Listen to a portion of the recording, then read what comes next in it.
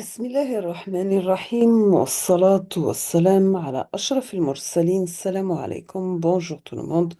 Aujourd'hui, on va voir ensemble la série numéro 2, toujours في le module support de transmission. On va commencer par l'exercice numéro 1. Dans cet exercice, on vous demande quel est le débit nécessaire pour transmettre des images d'une résolution de 800 par 600 par 16 bits avec une fréquence image de 70 Hz. Quel est le débit nécessaire pour transmettre des images d'une résolution de 800 par 600 par 16 bits avec une fréquence image de 70 Hz?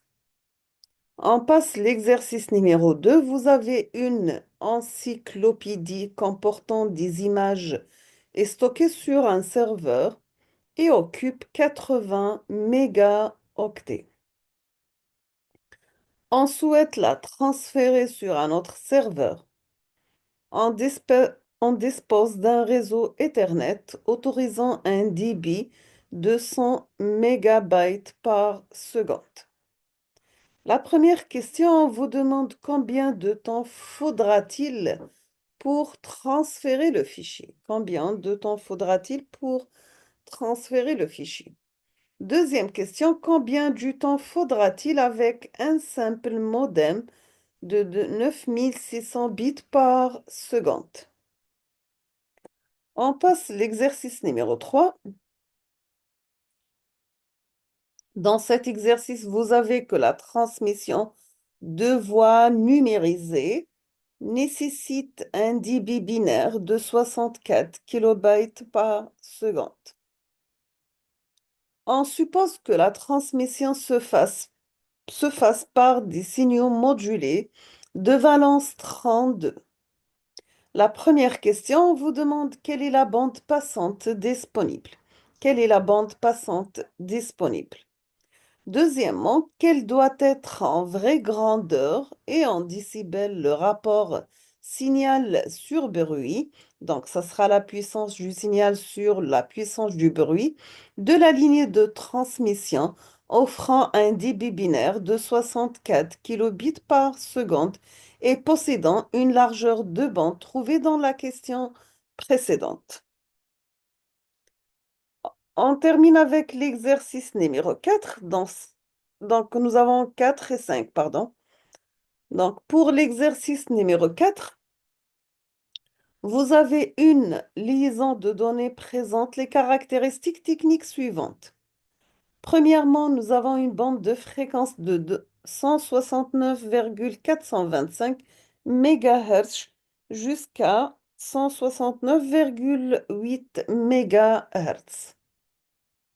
Nous avons aussi la modulation de fréquence à 4 hectares. Nous avons une rapidité de modulation de 3125 bots. Nous avons un rapport signal sur bruit de 76 décibels. La première question, quel est le débit binaire réellement utilisé dans cette liaison? Quel est le débit binaire réellement utilisé dans cette liaison? Deuxièmement, on suppose qu'on transmet un octet par caractère. Combien de temps faut-il pour transmettre un message de 200 caractères? Donc, on suppose qu'on transmette un octet par caractère.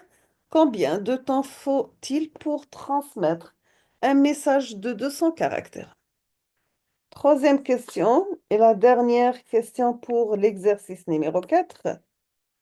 Au lieu du débit binaire trouvé à la question numéro 1, quel débit binaire pourrait-on théoriquement obtenir en exploitant au mieux les caractéristiques techniques de cette liaison? Donc, au lieu du débit binaire trouvé à la question A, quel débit binaire pourrait-on théoriquement obtenir en exploitant au mieux les caractéristiques de cette liaison? On passe l'exercice numéro 5. Pour vous connecter à Internet, vous avez relié votre ordinateur au réseau grâce à un modem raccordé à la ligne téléphonique de votre domicile. On suppose que votre modem a un débit maximal de 128 kilobytes par seconde et que votre ligne téléphonique possède une bande passante comprise entre 300 et 3400 Hz. Maintenant, pendant votre connexion, vous constatez que la vitesse de transfert des données effectives, elle est de 56 kilobytes par seconde. La première question, c'est la vitesse constatée ne provient que d'un mauvais rapport signal sur bruit de votre ligne. Quelle est la valeur de ce rapport durant votre connexion? Deuxièmement, calculez à partir du rapport signal sur bruit le nombre maximal d'états décernables. Donc, vous avez la valence, en déduire le nombre de bits utilisés. Troisième question, on suppose que la ligne téléphonique répond aux critères de Nyquist et que la rapidité de la modulation max vaut 4800 bots. Si on utilise la rapidité de modulation maximale, quelle est la bande passante du support? On passe la question numéro 4. Supposons que le débit binaire indiqué reste constant et égal à 56 kilobytes par seconde pendant toute la durée de la connexion. Combien de temps devrait-nous rester connectés pour télécharger un fichier de 2 mégaoctets sur votre ordinateur? On termine avec la question numéro 5. Maintenant, c'est vous utilisez désormais une connexion à 10 mégabytes par seconde. Combien de temps resterez-vous connecté pour télécharger le même fichier que celui de la question numéro 4, c'est-à-dire un fichier de 2 mégaoctets sur votre téléphone? Nous sommes arrivés à la fin de cette série TD. Je vous remercie infiniment pour votre attention. Je vais proposer la solution dans les prochains jours, Inch'Allah, si vous êtes intéressé, bien sûr. Je vous souhaite bonne chance, beaucoup de succès et à la prochaine.